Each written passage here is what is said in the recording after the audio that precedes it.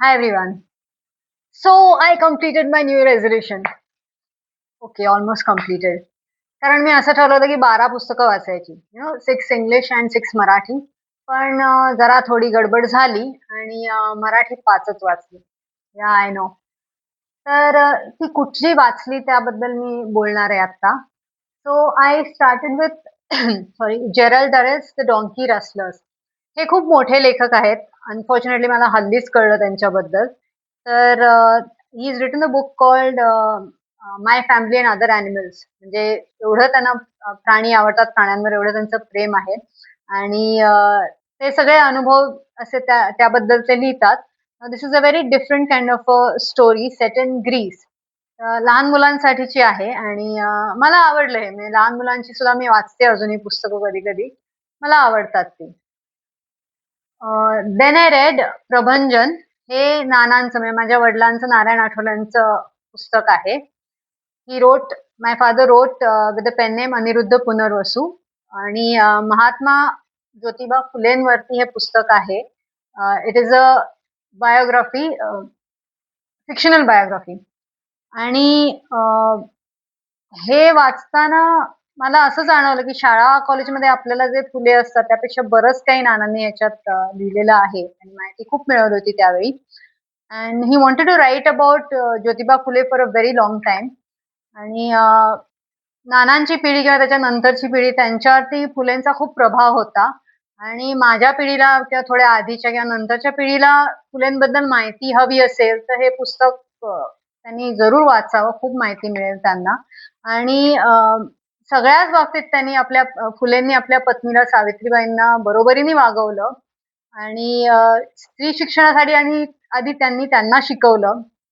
And everybody knows how much trouble she went through to get educated. आणि पुढे खूप त्यांनी त्रास सहन केला मुलींच्या शिक्षणासाठी आणि घरात सुद्धा त्यांनी मुलींची सोय केली होती पुढे. घरात राहून त्यांच्या मुलींचं शिक्षण, मुलींना काय हवं नको ते बघायचं असं अनेक गोष्टी त्यांनी केलेल्या आहेत. तर हे सगळं नानांनी या प्रबंधनमध्ये लिहिलेलं आहे. आणि अनेक दिवस त्यांच्या मनात होतं असं या विषयावर फुलेंबद्दल लिहायचं. So this is one book which was very valuable to me in the personal sense also that I read last year. नंतर मी जे वाचलं ते चिमामांडा निगोजी आदिची यांचं अमेरिकाना हे पुस्तक. याच्यामध्ये नायजेरियन लोकांबद्दल आहे म्हणजे जे अमेरिकेत जातात शिकायला आणि पुढे तिथे राहतात. आणि some years ago I saw that television show. मला वाटतं त्याचं नाव अबिशोला लव्स बॉब असं होतं.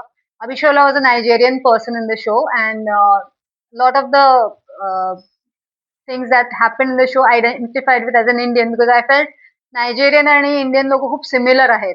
तर हे जे त्यांचे अनुभव आहेत त्या मुलीचे अमेरिकेत राहिल्याचे आणि मग पुढे ती नायजेरियात परत येते. तर कसं ती अमेरिकेत असते तेव्हा तिला नायजेरियन बाई म्हणून काय ती अनुभवते आणि परत नायजेरियात आल्यावर अमेरिकेहून आलेली नायजेरियन मुलगी तिकडे शिकून आल्यावरती आणि कसे लोक तिच्याकडे बघतात आजूबाजूचे.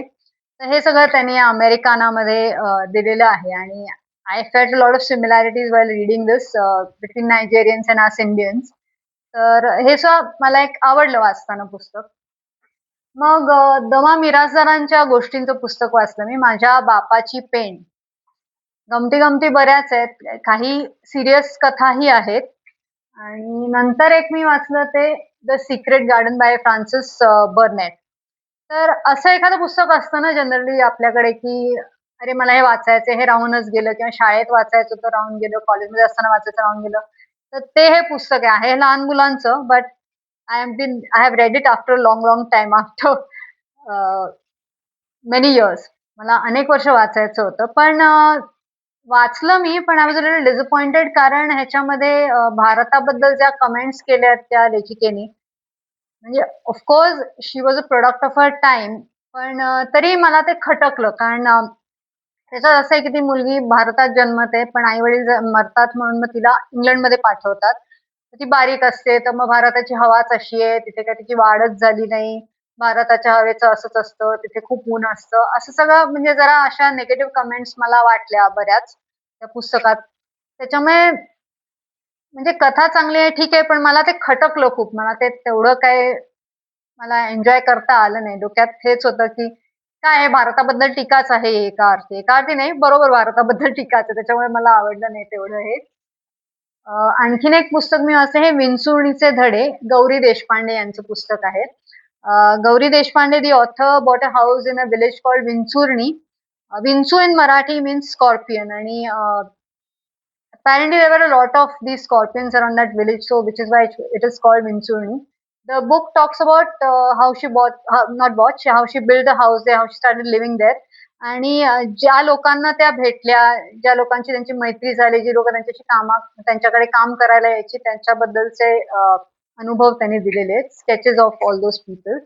आणि छोटंसंच आहे पुस्तक हे, पण आहे जरा म्हणजे गंमत वाटली असं छोट्याशा गावी जाऊन एवढी मोठी लेखिका राहिली आणि कसं तिने अनुभव घेतले त्याबद्दल एक तुम्हाला वाचायचं असेल तर चांगलं एक वेगळ्या तऱ्हेचं पुस्तक आहे हे.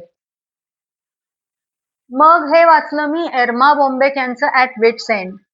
तर मी कॉलेजमध्ये असताना वगैरे पहिल्यांदा एर्मा बॉम्बेक यांचे आर्टिकल्स वाचायला लागले. I think most of the time in those years she would write in Reader's Digest is where I started reading her first. तर त्या पत्रकार होत्या पण लग्न-बिग्न झाल्यावर त्यांनी नोकरी सोडली आणि मग त्यांना लिहायचं तर होतंच सतत. मग त्यांनी आपल्याच घरातल्या गमती-जमती लिहायला सुरुवात केली. म्हणजे things in her family, fun things that happened while she interacted with her husband, her children, being married. So many things she's written about. म्हणजे कसं म्हणजे बाहेर नोकरी करता आली नाही तिला फार तिचं जग छोटं झालं होतं पण तरी तिला लिहायचं होतं. मग घरातल्या गोष्टी, मुलांच्या गोष्टी अशाच सगळ्या तिने त्या लिहिल्या आणि गमतीशीर लिहिल्या. शी इज अ ह्युमरिस्ट आणि बरीच पुस्तकं आहेत. त्यातलं हे मी त्यावेळी कॉलेजमध्ये असताना वाचायला सुरुवात केलं होतं, पण काही कारणास्तव मी पूर्ण केलं नाही. पण यावेळी मी परत वाचलं ते. परत नाही, पहिल्यापासून वाचलं आणि मला आवडलं ते.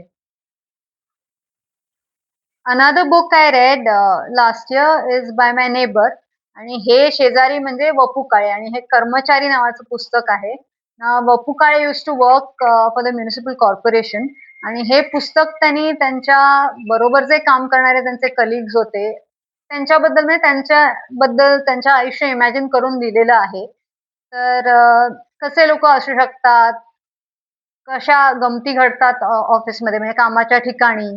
मग कसे संबंध वाढतात आपल्या कलिगशी बरोबर काम करणाऱ्या लोकांशी आणि मग कसे अनुभव त्यातून येतात. असं सगळं त्यांनी दिलेलं आहे या पुस्तकामध्ये. त्यानंतर मी वाचलं ते दी एडव्हेंचर्स ऑफ डॉन क्योटे. हे मिगेल दी सर्व्हान्टिस या स्पॅनिश लेखकाचं पुस्तक आहे. अर्थात हे इंग्रजीत आहे. आणि विलियम शेक्सपियर जसा युकेला तसे हे मिगेल दी सर्व्हान्टिस स्पेनसाठी आहेत. खूप मोठे लेखक आहेत. त्यांनी हा डॉन क्योटे बद्दल लिहिलेलं आहे. डॉन क्योटे नावाचा एक पूर्वी राहायचा माणूस ला मांचामधल्या एका गावात आणि त्याच्या डोक्यात तो पुस्तकं वाचल्यामुळे तो एका विशिष्ट काळातच जगायचा. तेच त्याला हळू-हळू खरं त्याचं आयुष्य वाटायला लागलं आणि मग बाहेर जाऊन लढाई करून मी जगतो वगैरे असं सगळं. मग तो एक घोडा होता मरतुकडा, तो घेऊन प्रवासाला निघाला वगैरे अशी सगळी मजा आहे याच्यात. लहान मुलांचं आहे, पण मोठी माणसं खूप वाचतात हे त्यांची पुस्तकं. तर एक मजा हां, सांगायचं म्हणजे त्याच्यात ते एक कथा आहे ह्याच्यात ते विंडमिल्स तुम्हाला माहिती आहे पवनचक्क्या. हां, ह्याच्या डोक्यात एवढं ते असतं पुस्तकं वाचून, की मी असा नाईट होणार आहे, मी असा जाणार आहे, मी जग जिंकणार आहे, मी एका सुंदर राजकन्याशी लग्न होणार आहे माझं. आणि ते विंडमिल बघतो, पवनचक्की बघतो एका ठिकाणी. त्याच्या डोक्यात होतं, की हा ड्रॅगन आहे, हा मॉन्स्टर आहे. त्याच्याशी लढाई करायला तो निघतो. अशा सगळ्या गमती-जमती आहेत. आणि शेवटचं हे मराठी पुस्तक जे मी वाचलं म्हणजे चित्रे आणि चरित्रे हे व्यंकटेश माडगूळकर यांचं पुस्तक आहे. Venkatesh Madgulkar traveled in Europe many years ago and he's written about all those experiences in this book. म्हणजे मी युरोपला पहिल्यांदा एक 20-25 वर्षांपूर्वी गेले. तेव्हा मला जे अनुभव आले ते पहिल्यांदा अशा ठिकाणी जाऊन फ्रान्समध्ये वगैरे बघताना, तसंच यांनाही वाटलं आणि यांनी लिहिलं आणि यांनी he has also done sketches which are in this book. आणि विन्सेंट व्हॅन गॉ यांचं गाव त्यांनी पाहिलं. त्यांनी थडगं पण बघितलं त्यांचं जाऊन. विन्सेंट व्हॅन गॉची चित्र मी सुद्धा जाऊन बघितली होती. त्याच्यामुळे त्यांना जे वाटत होतं व्हॅन गॉबद्दल तसंच मला काहीसं वाटत होतं. पण त्यांच्या इतका प्रवास अर्थात मी केला नाही. आणि एक काही त्यांची आर्टिकल्स मला खूप आवडली. त्याच्यात एक म्हणजे त्यांनी जेन गुडॉल यांच्याविषयी लिहिले. आता हे त्यांनी लिहिलं होतं 1977 साली साहसी संशोधक जेन गोडाल यांचे. जेन गोडाल आत्ताच वारल्या. पण त्यावेळी ह्यांनी सगळे त्यांची तेव्हा माहिती काढलेली होती आणि एवढं ते त्यावेळी त्यांनी त्यांच्यावरती लिहिलेलं होतं. दुसरं एक मला नव्याने कळलंय, मला माहित नव्हतं हा दुसऱ्या माणसाविषयी त्यांनी लिहिलेलं आहे. जॉर्ज शेलर नावाचा एन्व्हायर्नमेंटलिस्ट आहे, कन्झर्वेशनिस्ट त्यांच्याबद्दल. तर त्या माणसाबद्दल सुद्धा मला हे वाचून त्यांच्याबद्दल कळलं. आणि असे स्केचेस बऱ्याच लोकांचे म्हणजे त्यांनी लिहिलेले आहेत या पुस्तकात. आणि गावी गेले ते म्हणजे जायचे अनेकदा, तर गावच्या लोकांच्या बद्दल पण त्यांनी लिहिलेलं आहे. How he missed his village, how he had friends in that village earlier and how the village change, how people change. So there are portraits of the people he knew in this book. And the last book I read, I was actually reading it till 31st December, was To Serve with Love by E.R. Braithwaite. तर हे मी अनेक वर्ष होत आहे आमच्या घरात, म्हणजे माझ्या बहिणीला एक गिफ्ट मिळालंय. 1986 मध्ये दिलेलं आहे. आणि मला असं वाटायचं की खूप कठीण असेल वाचायला काय, तर असं एक पुस्तक होतं, पडलंय वाचीन कधीतरी. आणि actually I sat down to read it आणि मला असं लक्षात आलं की खूप सोपी शैली आहे या माणसाची लिहिताना. आणि सहज वाचत गेले मी ते. ते ब्लॅक लेखक आहेत आणि ते शाळेत शिकवायला गेले एका ठिकाणी, तर हा एक कृष्णवर्णीय लेखक आणि ते मला वाटतं स्टुडंट्स बरेचसे व्हाईट होते. काही मिक्स्ड रेसचे होते. तर त्या शाळेतले त्यांचे अनुभव असे त्यांनी दिलेले आहेत ह्याच्यात, की कसं मग हळू स्टुडंट्स त्यांना एक्सेप्ट करायला लागले. आणि एकदा त्यांनी एक अनुभव दिलाय, की हे स्वतःचाच अनुभव आहे त्यांचा, स्वतःच्याच आयुष्याबद्दल त्यांनी थोडे इमॅजिन करून दिलंय. ते एक त्यांनी अनुभव असा दिलाय, की बस म्हणून ते मुलांना कुठेतरी घेऊन चाललेले होते आणि काही बायका असं रोखून त्यांच्याकडे बघायला लागले. ते एक विद्यार्थी उठून त्यांना म्हणाला त्या बायकांना, "please he is our teacher." म्हणजे त्यांच्याकडे अशा तऱ्हेने बघू नका, अशा अर्थी त्यांना ती मुलगी म्हणते.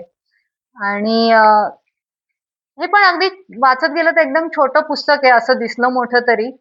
आणि मला आवडलं हे. हे सिनेमा अर्थात आलाय, याच्यावर तुम्ही बघितला नाही. सिनेमात सिडनी पोitier त्यांचा रोल केलेला आहे. तर अशी ही 12 नाही 11 पुस्तकं मी वाचली, मराठी, इंग्रजी. आता मी इंग्रजी माध्यमातून शिकल्यामुळे मराठीचे तेवढं माझं म्हणजे तेवढ्या इझिली मी पुस्तक हातात घेऊन मराठी वाचत नाही. वाचते मी, नाही असं नाही. पण सहज माझं इंग्रजीकडेच जातो हात वाचायला पुस्तक. पण तरीही मी ठरवून अगदी ही 11 पुस्तकं वाचली यावर्षी. आणि आता ठरवलेलं आहे, की 12 तर वाचायचीच. असं काही मी ठरवलं नाही, की I read 6 books in English and 6 books in Marathi. But I definitely continue reading. Hopefully 12 books this year. And I let you know next year 27 साली की कुठली वाचली आणि 12 झाली का. बहुतेक होणारच आहेत 12, पण सांगेन मी तुम्हाला 27 साली.